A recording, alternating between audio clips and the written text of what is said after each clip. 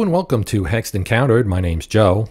We have reached the end of the calendar year 2023, and that means it's a good time to have a review of what took place here on the channel this year, and also to give you all my Magnificent 7. That would be the 7 games I enjoyed most during 2023. I'm going to limit that to games that were released this year, but there were plenty of great ones. We'll begin by looking at the content that was created on the channel. There were a total of 207 videos posted, which averages out to 17.25 per month. And that number, of course, means that it was a pace of better than a video every other day. In terms of total games covered, I did at least one video on 84 different games this year, and that averages out to about 2.5 videos per game covered. Things did get off to a bit of a slow start in January, as only 11 videos were posted. The theme of the month was air combat-based games, and among those featured were the excellent Skies Above Britain, NATO Air Commander, and Israeli Air Force Leader, all of which got multiple videos in January. In February, despite the shorter month, I posted 18 videos. There was a theme again that month, and it was based on featuring games from one of my very favorite publishers, Flying Pig Games. In March, the ante was raised yet again as 19 videos were posted. The games ranged from several new solitaire efforts to PC games and college basketball games, which I did to coincide with NCAA March Madness. April was the top dog. It was an outstanding month with a slew of great games covered across 20 videos posted, and that was the most for any month in 2023.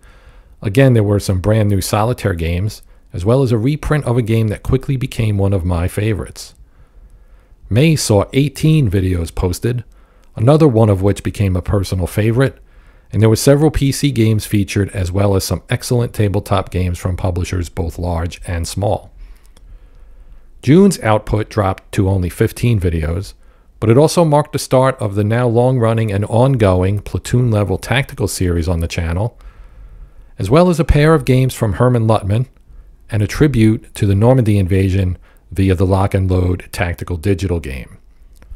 The output increased to 19 videos in July, a month that saw 9 different games get some coverage across a variety of time periods and subject matter. In August, the number of games fell back to 7, and the number of videos overall also tailed off to 16. Series games were big, with entries from several long-running series featuring prominently in August's offerings.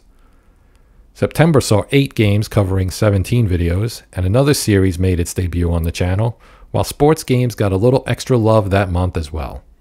In October, the number of videos rose back to 19, tying it with March and July for the second most behind April's 20 videos. It was the second edition of the annual Tanktoberfest as well. So Armor was featured in all of the games who made their first appearance that month. November also had a theme, November with the Emperor, as I took a look at Napoleonic-era games for the very first time in channel history.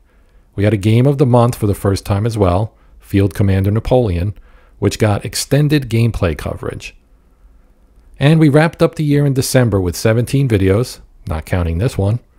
I again looked to get some additional sports content in there, while also taking a look at a great new game and a new DLC for one of my favorite PC war games. In terms of overall numbers, I am ecstatic with the growth of the Hexed Countered channel this year. At the time I am doing this, with more than a full day remaining in 2023, we've already topped 150,000 views. Our total watch time for the year is over 18,500 hours, and we added 1,437 new subscribers, which is a big number. So I'm giving a big thank you to all of you who subscribed this year, as well as everyone who subscribed in 2022. The total number of subscribers at the current time as I'm doing this is nearly 2,300. So that is just a fantastic number, and I am thrilled with it. And again, I am filled with gratitude, and thank you very much for all your support. Now let's look at the top 10 videos in terms of views this year. And number 10 was Flashpoint Campaign Southern Storm, the intermediate tutorial, with 1,763 views. And number 9, Spruan's Leader from Danvers Games, the base game playthrough, 1,908 views. Number 8, First look at Flashpoint Campaign Southern Storm, 2114. At number 7, Stuka Leader, The Fall Vice Campaign Part 1, 2128. Number 6, Deadball 2nd Edition Playthrough, 2130. At number 5, North Africa 41, The Gameplay Example, 2280. At number 4, Valor and Victory, The Base Game Playthrough, 2366. At number 3, Second Front, the PC game, First Look and Review, 2758. At number 2, The British Way, the Palestine Solo Playthrough, 3,267 for that one. And taking the number 1 spot, which really doesn't surprise me and probably won't surprise you either if you've watched my monthly updates, it's the PC game Football Coach College Dynasty, the First Look video, clocking in with 4,877 views, 1,610 more than the second place British Way video. Now let's take a look at the games I played this year that I am putting into my personal Magnificent 7 list for 2023. Again, to qualify for this, the game had to be released in 2023, so that does leave some things out that I played this year for the first time, which otherwise would have really had a great shot at making this list. We're going to start off with a pair of games that would have made the list if it were a top 10.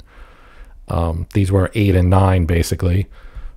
First, we'll go with South Pacific from Avalanche Press. This game was my first introduction to the Second World War at Sea series, which is a long-running one, and it is an extremely impressive effort.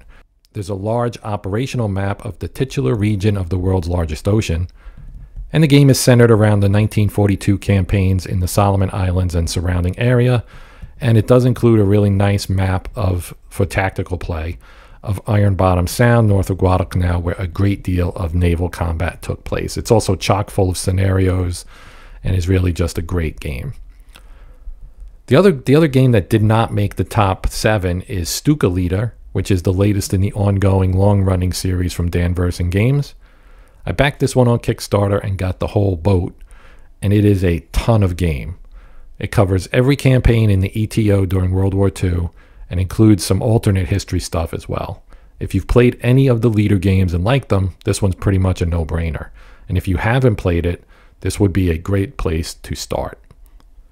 So now let's get to the 7 games that actually did make the list. At number 7, we have The British Way from GMT Games. This is 4 games in one box and is also an outstanding introduction to coin games.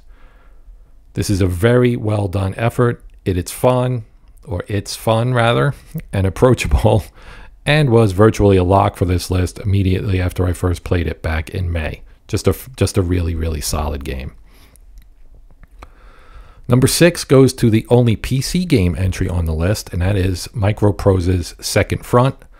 This is an amazing effort from a single designer with some graphical and sound support, and it's a fantastic tactical squad level game that evokes everything that people love about Advanced Squad Leader. I really enjoyed this one, and I'm stoked for the release of the DLC that will add the British Commonwealth forces, and hopefully that will see release here in 2024. At number 5, we have a very recent release, Black Horse from Tiny Battle Publishing.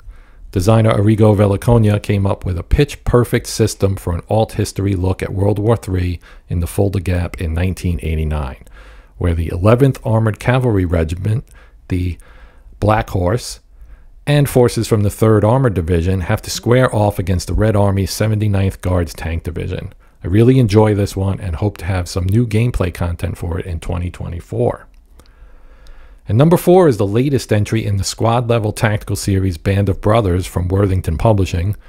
The Old Breed South Pacific shifts the series from the battlefields of Europe to the fighting in and around the Solomon Islands, bringing in both the Japanese and the U.S. Marine Corps. This is another one that was a lock for the list, probably even before I played it because I was looking forward to it so much. It has the system's great components, fantastic rule set, and a slew of scenarios, so this makes it one of my favorites, not just for 2023, but really pretty much for any year. And number 3 is a great solitaire game from Michael Ranella, published by Revolution Games. It's Stalingrad Advanced to the Volga. This game grabbed me right away. The rules are straightforward, and do an absolutely amazing job of creating fog of war and having the mostly static AI-run Soviet defenders put up an accurately tenacious and difficult defense. But most of all, it has enough randomness baked into the system that you can just play this thing over and over and get a different experience each time. It's just a fantastic game, and one that is the first in a series, which is even better news. The number 2 slot goes to the game By Iron and Blood, designed by Herman Luttman and originally published for a short while by White Dog Games, and that's the version that I have myself, before it moved over to Blue Panther, which is publishing it currently. Whichever version you can get your hands on, this one is very much worth having. Covering the infrequently gamed Battle of Königgrätz from the 1866 Austro-Prussian War, the team of Luttman and developer Fred Manzo come up with yet another twist on their classic random activation mechanic. This time it's not their tried and true chit pull, but a command track using command points. I would be remiss not to recommend watching my video on the game so that you can get the full explanation of how this works, but suffice it to say that it keeps things interesting and provides plenty of decision space for the players on both sides. And the top dog for 2023, in my humble opinion, is Skies Above Britain, from designers Jerry White and Gina Willis and publisher GMT Games. This is just an outstanding game, as its 8.9 rating on BGG would attest. Everything about this game works very well, from the great components you'd expect from GMT, to the way the rulebook teaches you the game in easily digestible chunks, to the way the various phases and mechanics of the game itself work together to fashion an immersive Battle of Britain experience. It's up there with the very best solitaire games of all time, including the absolute classics like John Butterfield's D-Day At series, which I adore and think are fantastic games. So there you have it. That is the Magnificent 7 from Hexed Countered for the 2023 year. I will try to, in the not too distant future, do an all-time Magnificent 7 for tabletop games, a separate one for digital war games, and a third one for sports games, hopefully sometime early in 2024. Thank you as always for your support in watching my videos. And if you're a subscriber, well, you get an even bigger thank you. Please consider liking, sharing, and or subscribing to help Hexed Countered grow. But even if you don't, I hope you found this video enjoyable and will return to the channel for the new videos I plan on putting out in the new year. My name's Joe, and this is the Hexed Countered channel signing off for 2023. Here's wishing you all a happy new year, and one filled with as much gaming goodness as you can stand, and then some.